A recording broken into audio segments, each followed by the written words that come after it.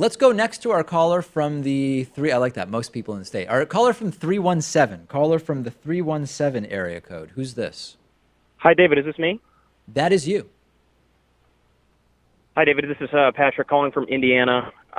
So recently I was listening to a conversation between Sam Seder and Benjamin Dixon, and the substance of the conversation was what Sam described as the dumb left. Right. And more specifically, he was talking about Jimmy Dore and kind of Jimmy's, I would call it, progressive purity test.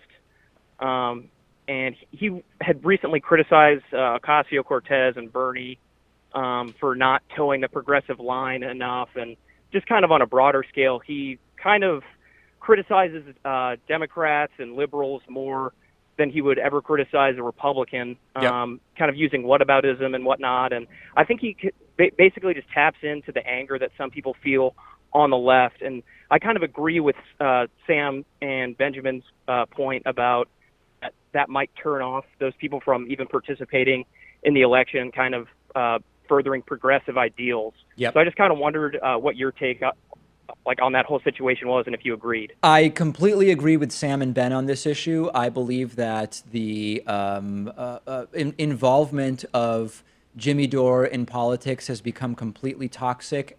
I've cast a wider net in terms of that toxic element of the left, and I don't know that this is the right characterization, but you might remember me previously talking about what I describe as the Leninist left of Vladimir Lenin, Leninist.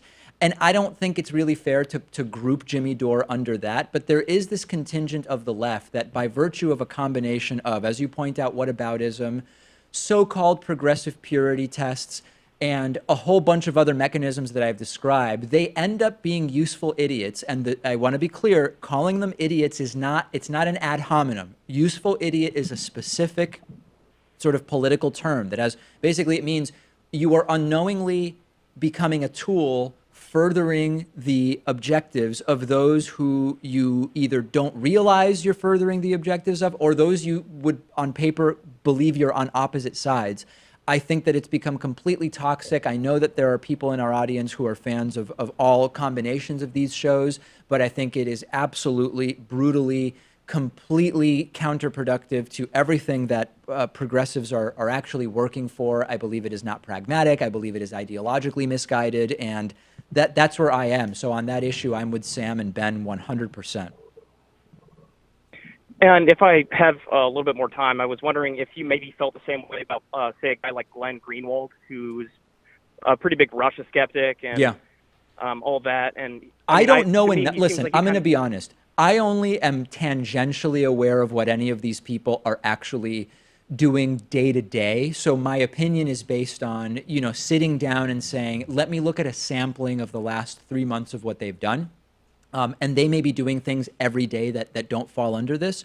I've seen less of Greenwald's stuff than I've seen of Jimmy Dore's. Like, I've actually seen more of Jimmy Dore's clips, and more so than his clips, I've seen a lot of analyses of his clips where pieces of his clips are played. And so with Greenwald, I would be less able to say for sure. But from what I saw in One Democracy Now! Appearance that he did, he seemed to be totally whitewashing any possible Russian interference or anything of it.